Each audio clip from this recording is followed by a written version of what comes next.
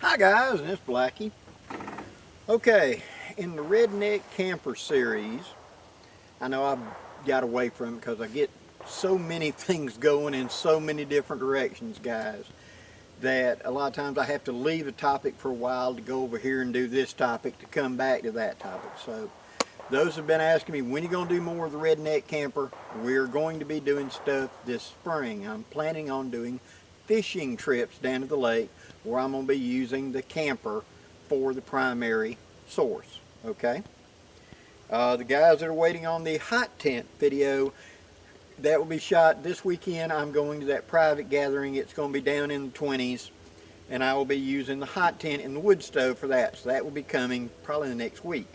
So you're going to be seeing this on Wednesday, I believe. So maybe next Wednesday you should get that or somewhere along in there. But back to, in the Redneck Camper series, we'd kind of left it where we were talking about how we were outfitting the inside, and I had showed where I had put my cot in there. Well, quite a few of you said, Blackie, go get a single mattress, it'll drop right in. So I went to looking. Now we're trying to be on a budget here. We're trying to avoid big outlay. So what I did was went down to the local Goodwill, and I'm right up against the military base, and got a lot of people going in and out, and a lot of people upgrading houses. So things get dropped off. And so I told the guy down there at the Goodwill, if y'all get in a single mattress that is a decent quality, not horribly destroyed, let me know. So this one's got some wear marks on it, and it was 10 bucks. So hey, and it fit perfectly between the wheel wells in this little truck. So sliding it in and out will be no problem. And it's actually, it was a Jamestown collection therapeutic. Now, the one thing you need to understand with a mattress, you got a padding on top, you've got a hollow space here, a padding on the other, and you've got coil springs that are wrapped up in some sort of material to stack them. So this is predominantly dead air in between here. So that will be warm to a degree, but you guys up in the northern climates, it may not be warm enough because of this being dead air space between these two. You would think something that thick, man, I'll never get cold on that, but it's because you've only got like an inch of padding, and then it's dead air space.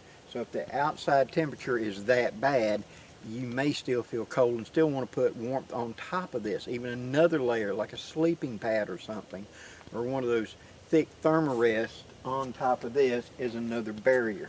This is going to give you the cushion. And for us old silver wolves, this may be the way to go, because this would be infinitely more comfortable than that cot I was using. And with the cot, as you know, you got a thin piece of material and it's dead air.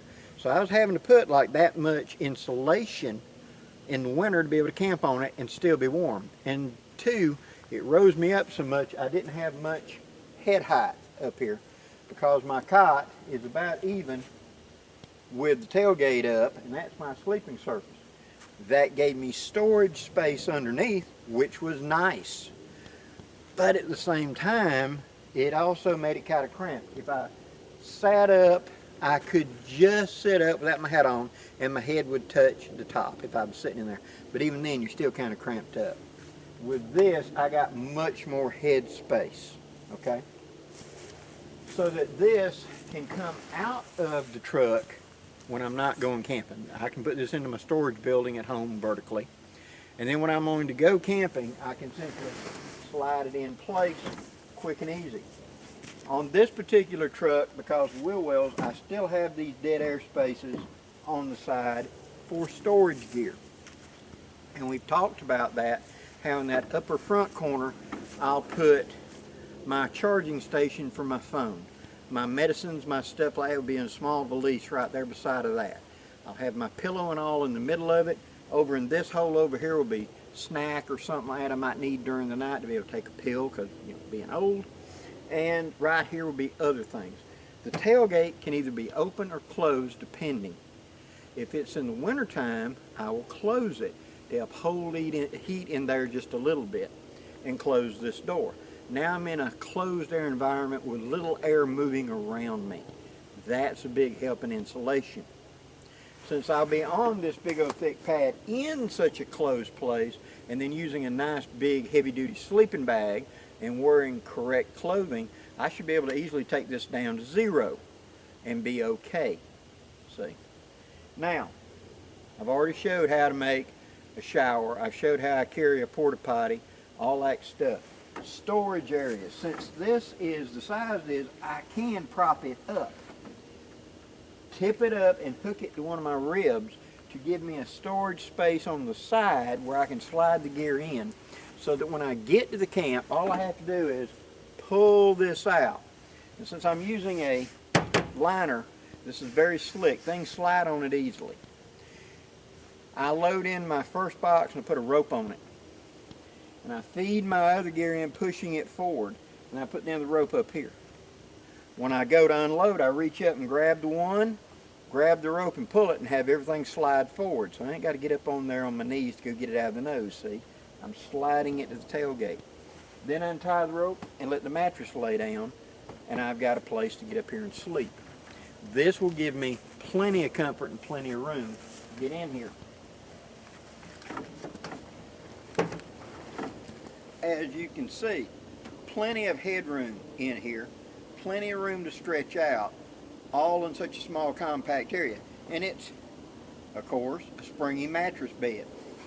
But I can easily sit up in here now, and my head ain't truly against the top. It'd be easier to get in and out of it. Just like this. Now, the purpose of a redneck camper is to have a readily set up camping area that's ready to go when I am. Okay? I do not have to go and set up a tent or whatever. I can come out here in foul weather and my stuff is dry and set in here. So all I've got to do is stop, do my condensing of gear, whatever. I can run an awning off of this right quick if I need that space out here for a place to sit or whatever. The tailgate becomes a table, so I can put my propane stove or my Trangia stove up on a wooden board on here and sit here and cook. This becomes my workbench. This becomes my sitting bench, etc. All out of one unit. That's the advantage of the redneck camper. It's so adaptable to what I got going, and it's not that expensive to operate. The weakness had been, like I said, having a cot. Whereas with this, that eliminates that. So for 10 bucks, I've got more head space and I've got a better bed set to go. Nice little adaptation.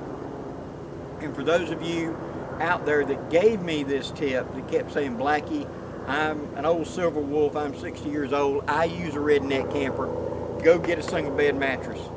Find one at a yard sale or something. You are absolutely right. This is the way to go. And this spring when I'm going fishing, sorry for the aircraft, when I'm going fishing and this is going to be used as a mobile base for me to pull up, take the canoe off the top, sit up in the lake and fish, and be able to camp in here at night, this is going to be where I'm going to go. If you've enjoyed the video, guys, please hit that like, share, and subscribe before you go. I'd really appreciate it. And until next time, guys, I'm Blackie, wishing you safe journeys. Have a great day, guys.